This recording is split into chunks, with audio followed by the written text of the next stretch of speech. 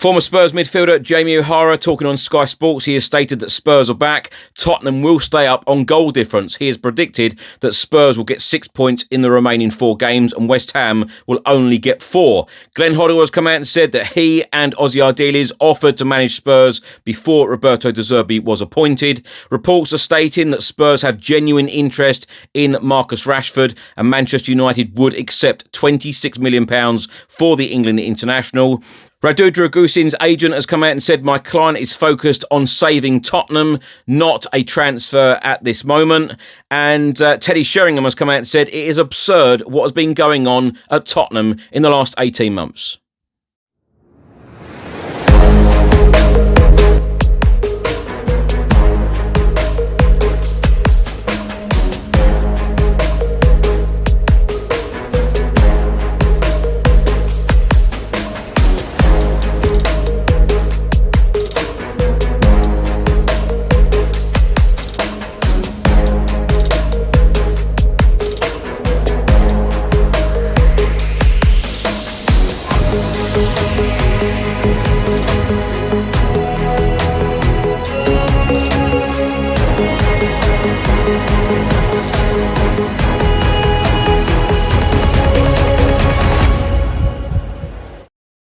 Hi everyone, hope you're well. Chris Cowlin here. This is another edition of Tottenham News, where I'll be going for all the latest Spurs news, rumours and reports. If you're watching on YouTube, please do hit that subscribe button, like, share and comment below.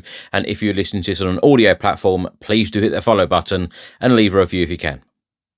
Former Spurs midfielder Jamie O'Hara talking on Sky Sports. He has stated that Tottenham are back after Tottenham got back to winning ways after 118 days, winning against Wolves on Saturday 1-0 at Molineux, with João Palhinha scoring in the 82nd minute. Jamie O'Hara on Sky Sports said, I've changed my mind. I've looked at the fixtures properly. West Ham are going to get 4 points and Spurs are going to get 6 points. We're going to beat Leeds and Everton and we're going to stay up on goal difference. O'Hara then went on to say, West Ham are going to draw against Brentford. Everyone is going to be up in arms. We are going to get beaten by Aston Villa. But then they are going to go and lose against Arsenal and Newcastle. We are going to beat Leeds. We're going to get beat by Chelsea. And we will also beat Everton on the final day to stay up on goal difference. A bit of positive attitude. Spurs are back. Now, Tottenham Hotspur defender Radu Drăgușin, his agent has been talking out again about his client and his future. He said, I said we won't talk about it until the end of the championship. Radu is currently focused on saving Tottenham from relegation. I also talked to him last night. We have time. No one is rushing us for now. If someone calls me, you will realise I am talking, but I haven't been contacted. I'm telling you the truth. Now, talking to the media in Romania, he said his priority now is saving Tottenham. I haven't talked to Fiorentina, Juventus or even Tottenham. I will arrive in England next week. I will meet with Radu and we will see. Spurs legend Glenn Hoddle has come out and said on the Jeff Sterling show that he offered to manage Tottenham before Roberto De Zerbi was appointed as the new head coach. He said, they never come to us. We did offer to manage Spurs, Ozzy Ardiles and myself after the Nottingham Forest game. We felt that there was a real problem at the club. Ozzy and I made it clear that we would go in there if they wanted us to go in there with probably a younger legend as coach as well. It felt at that time at the end of the game that Tudor was in as the manager, but to lose 3-0 against a team down at the bottom there with you at home was a bad sign.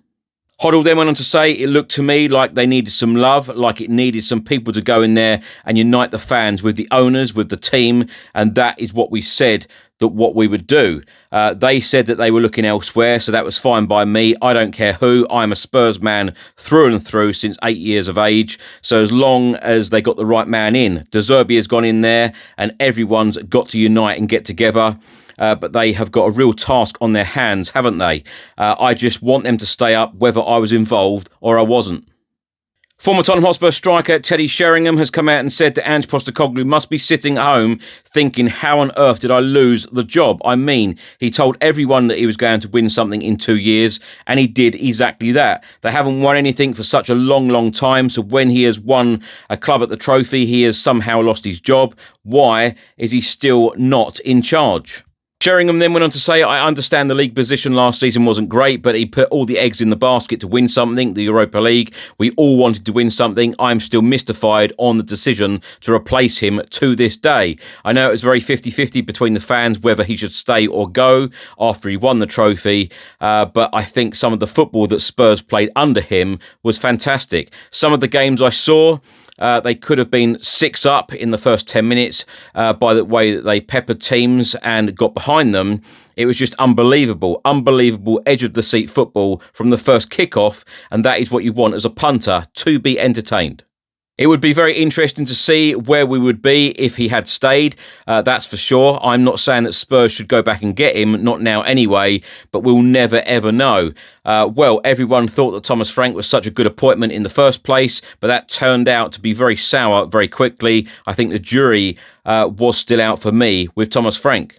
Sheringham then went on to say he did well at Brentford, but there is a big difference between managing Brentford and Tottenham. I could tell the jury was still out, but a lot of Tottenham fans were quite happy with him coming in. The whole situation obviously proved too difficult by the way the team played in the last 2 or 3 games of his tenure was so bad that something had to be done. Then for Igor Tudor to come in, who doesn't know anything about the Premier League, was just such an absurd appointment that it just couldn't work.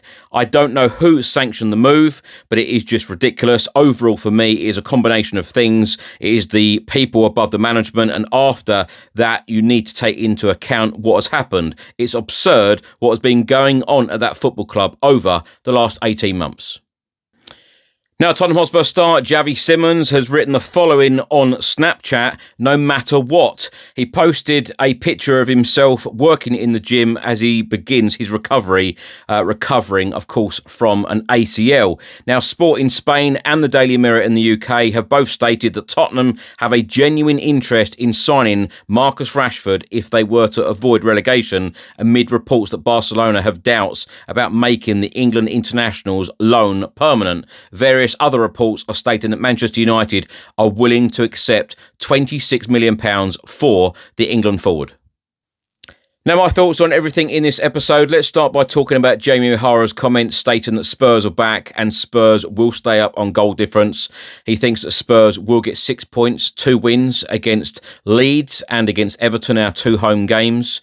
And he has also stated that West Ham will only pick up 4 points in their remaining 4 games. What I would say is I would certainly take that, and I tell you what, it would certainly be entertaining for the neutral. It would be nail-biting for every single Spurs and West Ham fan.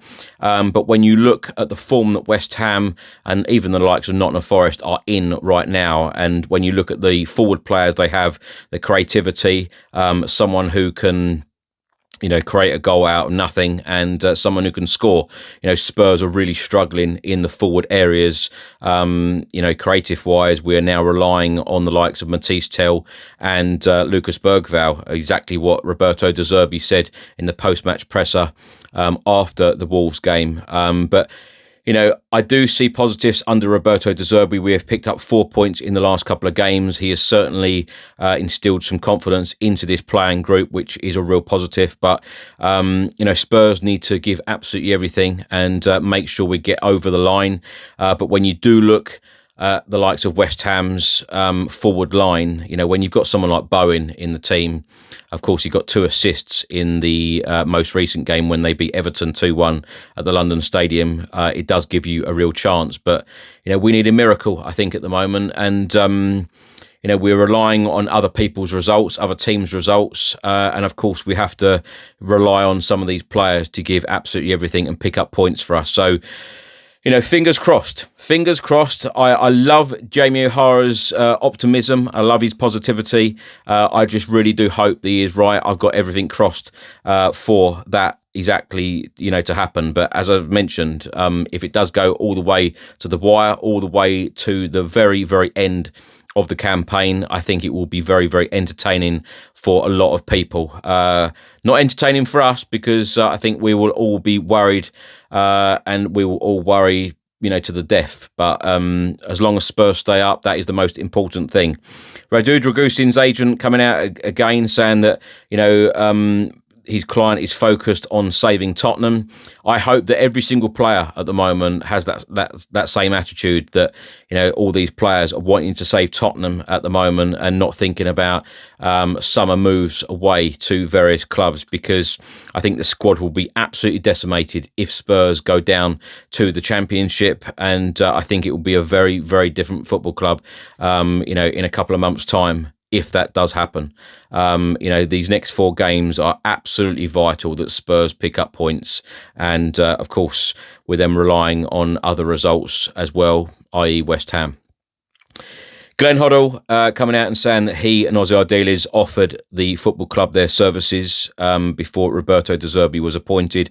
I tell you what, I wouldn't expect anything less. I think that Glenn Hoddle is a top guy, and it's very, very sad. I said this on a previous episode that it's very sad at the moment and very upsetting for all of us, to see the football club in the situation and the very poor state that we are in right now. And it brings me on to talking about Teddy Sheringham's comments saying it's absurd what has been going on at Tottenham. When you look at some of the decisions that have been made, they have been very poor.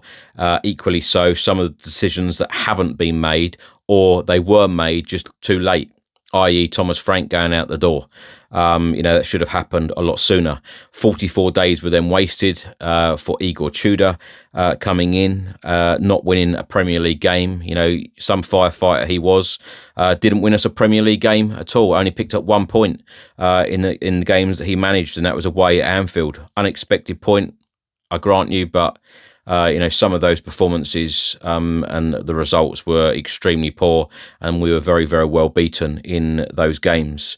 It's an absolute mess. And if Spurs are a Premier League team next season in the summer, I think so many decisions need to be made in replacing staff, getting new staff in, letting some staff go out the door.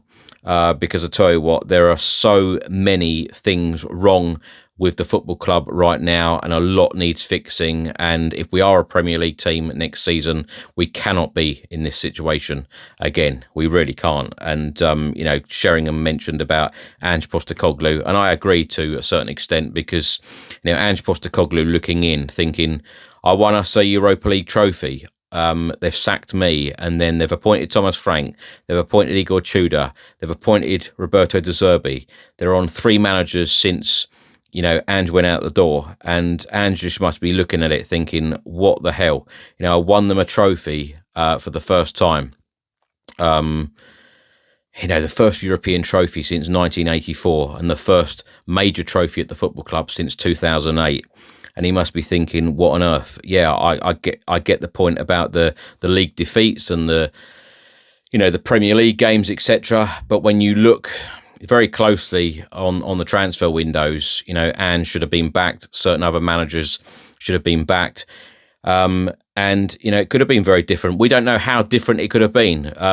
Would we be in this position now under Ange Postecoglou? We'll never know. Would we be in this position under Thomas Frank? I think we all know the answer to that. More reports are coming out, and there's lots of transfer speculation about Marcus Rashford, £26 million. And from what I understand as well, Rashford at the moment is on £325,000 per week. We heard from Vinay Venkatesham in the programme notes before the West Ham game, which of course we lost 2-1 at home under Thomas Frank. And in there, he mentioned about wages, wage structures, things need to change, etc. Is it going to change that much to bring a player like Marcus Rashford in and pay him £325,000 a week? I'd be surprised, especially, again, I'll say it, if we are in the Championship. I think the transfer targets will be very, very different. And I think that is going to be a big issue for us at the moment, because how on earth can this football club plan for the transfer window, because we don't even know at this stage what division we will even be in. Thanks for watching and thanks for listening. I hope you enjoyed it. If you're watching on YouTube, please do hit that subscribe button, like, share and comment below. And if you're listening to this on an audio platform, please do hit that follow button and leave a review if you can. Stay safe and well. Enjoy the rest of your week. Come on, you Spurs.